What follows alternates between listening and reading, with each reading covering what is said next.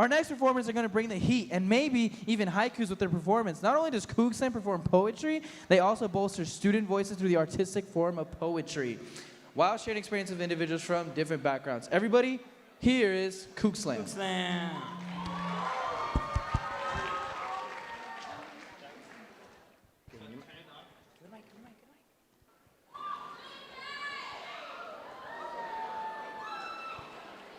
Hey, hey, how y'all doing? How y'all doing? What's up? What's up? Hey, y'all good? Y'all good? How y'all feeling?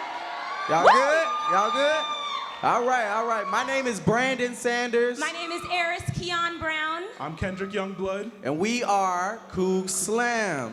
So, thank you. For those of you who do not know, I want you to have a little audience interaction right here. So when I say the name Mark Smith, I want y'all to say, so what? Mark Smith.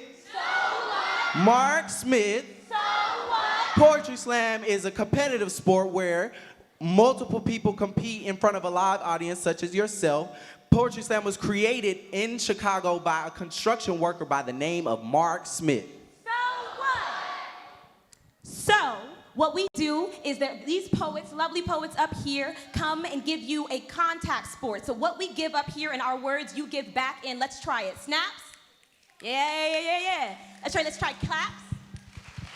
Perfect. Now, if you hear something that really gets you, say, Let me say, ooh. Ooh. So that's what we're expecting for this lovely slam that we're gonna present for y'all. So sit back, relax. We got a couple poems for you.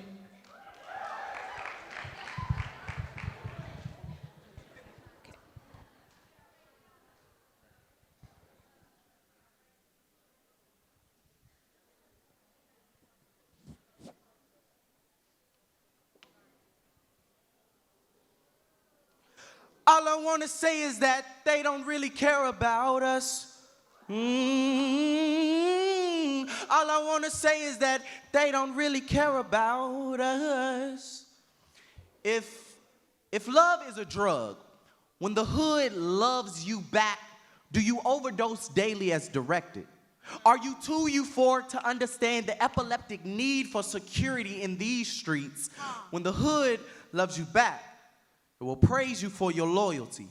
For your future has been founded in these pavements for far long now. I mean, if you paved the way for us to be freed, why when we kneel, it's still a problem?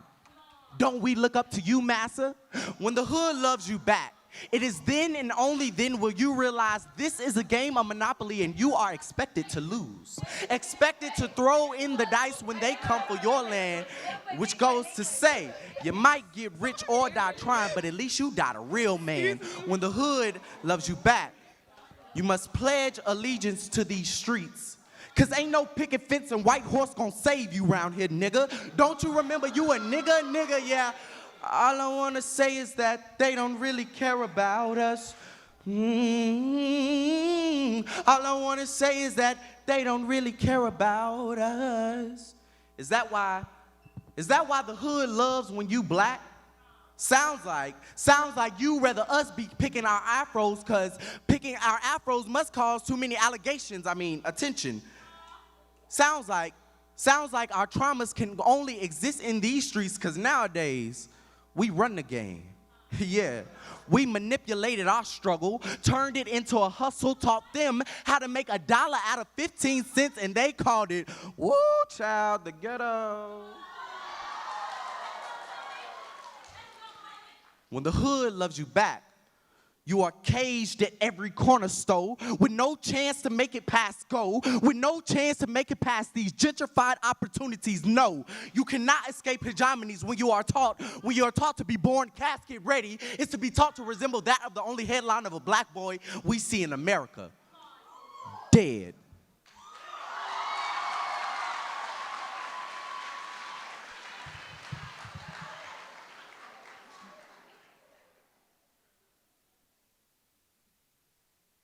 I'm afraid to have a son, so instead I'll birth a moon.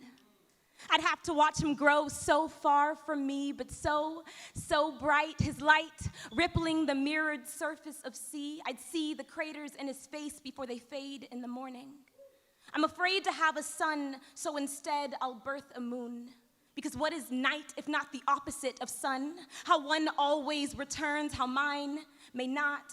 And isn't it telling that the root of the word night is absence, like what's left in my hands when he's here one day and gone the next? Please let him stay in the blue of otherworldliness, say my womb, say the sky or even the sea. How many of my ancestors were divers, how they knew that the bottom of the ocean was better to touch with both hands than this ground with bare feet. I'm afraid to have a son. So I hope I birth a moon so I could bury him before the world does. Beneath a blanket of stardust where blue and only blue can touch him, his light taking millions upon millions of miles to reach the ground where he dies long after I do.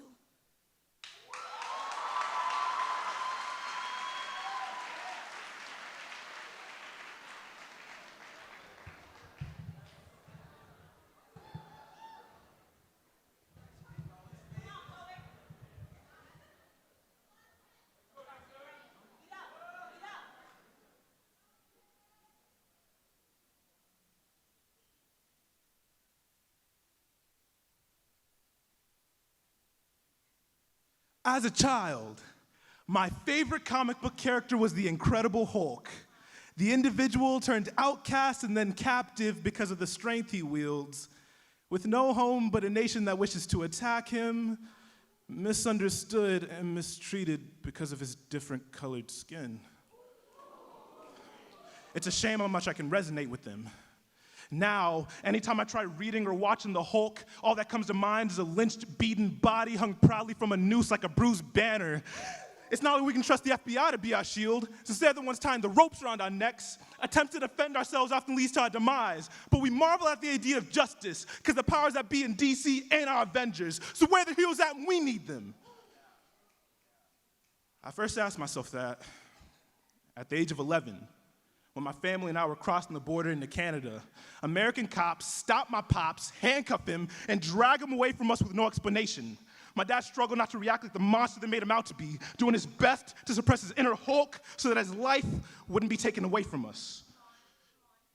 Hulk, the character inspired by the idea of the angry African American, a comic's way of hiding black representation behind green skin. Those of you able to correct our twisted portrayal abuse your powers, turning Black Panther activists into villains, making a salute to America as if it's our captain and not our captor, stripping us of a vision for a life without your attacks, doing us dirty and never attempting to keep it low-key, watching our faces become thunderstruck with horror as you turn our wives into black widows, erasing the stark difference between activism and terrorism, and perpetrating the idea that success is too fantastic for us to obtain.